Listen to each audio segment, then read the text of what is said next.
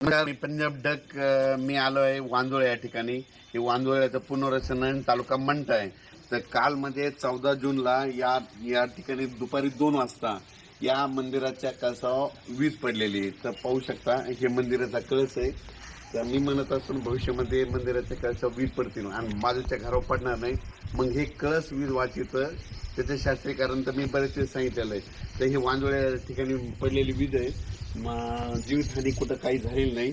त्या कळसाने वीज ओढून घेतली तिथं संपून टाकली. तर इतर नसती पडली तर बाजूच्या गजाच्या घरावर पडलेली असती.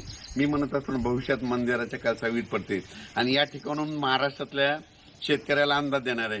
आज आहे 15 जून 2025. राज्यामध्ये आज 15, 16, 17, 18 दररोज वेगवेगळ्या भागात सरीव सरी येणार आहेत. म्हणून हा अंदाज लक्षात घ्यायचा. राज्यातल्या सर्व शेतकऱ्याला सांगू इच्छितो की ज्यांच्या जमिनीमध्ये ओल आहे तुम्ही काय करा की जमिनीत पेरणीची तयारी करा. जमिनीत 1 फूट असेल तर तुम्ही पेरणीची तयारी करू शकता. म्हणून हे अंदाज लक्षात घ्यायचा. पण राज्यात सांगायचं झालं तर दररोजच वेगवेगळ्या भागात पाऊस चालू राहणार आहे. म्हणून हे अंदाज लक्षात घ्यायचा. सरीव सरी चालू राहणार आहेत. म्हणून सर्व शेतकऱ्यांनी सर्वदूर एखाद्या पाऊस पडणार नाही, पण भाग बदलत बदलत बऱ्याच ठिकाणी पाऊस चालूच राहणार आहे. म्हणून हा अंदाज लक्षात घ्यायचा.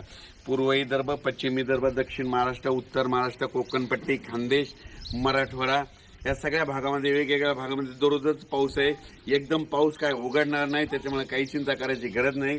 म्हणून पेरलेला देखील तुमचा उगवणारच आहे. म्हणून हा अंदाज लक्षात घ्यायचा. आणि योगायोगानं आज मी नगरला जात असताना की मी काल लगेच याला बातमीमध्ये बघितलं की वांजोळ्याच्या इथं वांजोळ्या या ठिकाणी कळसा वीज पडली. तर मुद्दामून या ठिकाणी भेट द्यायला आलं आणि पाहू शकता हे वीज अशी पडली त्या कळसाचा झेंडा याचा दुसरा देखील व्हिडिओ त्याचा जे ध्वज होता याच्यावर लावले मंदिरावर जे ध्वज लावलेला होता ते देखील जळाला पाहू शकता. आणि अशी या ठिकाणी प्रशासनाने याची खूप शेतकऱ्याचे फोन येईल तर पेरणी करावं का नाही. तर मी सर्व शेतकऱ्याला सांगू इच्छितो शेतात कुदळ घेऊन जा. जमिनीमध्ये 1 फूट असेल तर तुम्ही पेरलं तर नंतर उगवतात म्हणून हे तुम्ही तुमचा निर्णय घ्या. पेरू शकता. पाऊस तर येणार आहे. पावसाचं काम करतो. एकदम पाऊस असा उघडणार नाही पण भाग बदलत पडणार ते सरीव सरी येणार आहे. म्हणून हा अंदाज लक्षात घ्यायचा. अचानक वातावरणात बदल झाला तर उद्या एक लगेच निश्चित दिला जाईल. धन्यवाद. परत एक माझी सर्व शेतकऱ्याला विनंती की आता जे म्हणजे आज 15 जून पासून जे पाऊस पडणार आहे तर त्याच्यामध्ये विजेचं प्रमाण जास्त असणार आहे, वारं सुटणार आहे. माझी शेतकऱ्याला विनंती विजा कडकडत असताना झाडाखाली थांबत जाऊ नका. आंब्याच्या झाडाखाली थांबत जाऊ नका. लिंबाच्या झाडाखाली थांबत जाऊ नका. नारळाच्या उंच झाडाखाली थांबत जाऊ नका. पाण्याच्या टाकीखाली थांबत जाऊ नका. मोबाईल टावरला हात लावून उभा राहू नका. लोखंडी पोलच्या बाजूला उभा राहू नका. या भागावर जास्त विजा चमकत्यात आणि पडतात देखील. म्हणून माझी सगळ्याला विनंती विजा कडकडायला लागल्या आपला जो मजूर आहे आपला जो कामगार आहे त्यांना म्हणायचं सरळ घरी जा आणि स्वतःचा जीव वाचव. असं करून तुम्ही तुमचं विजेपासून संरक्षण करायचं.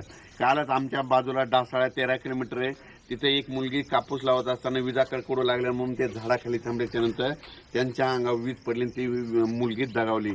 म्हणून माझी तुम्हाला विनंती आहे की विजा कडकडत असताना झाडाखाली थांबत जाऊ नका. वाटल्यास घर जवळ करा आणि स्वतःचा जीव वाचवा. धन्यवाद. आणि आणखीन एक महत्वाचं सांगतो की 15 मे ते 30 मे दरम्यान समजा हे वांजोळ गाव आहे याच्या बाजूला मंठा आहे बघा.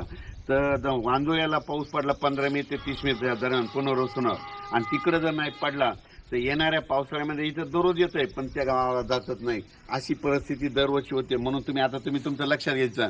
15 मे ते 30 मे दरम्यान तुमच्या बाजूच्या गावाला जास्त पाऊस पडला ना त्या गावाला जास्तच पडणार आणि तुमच्या गावाला कमी पडला की तुम्हाला दरवेळेस सोडून देणार.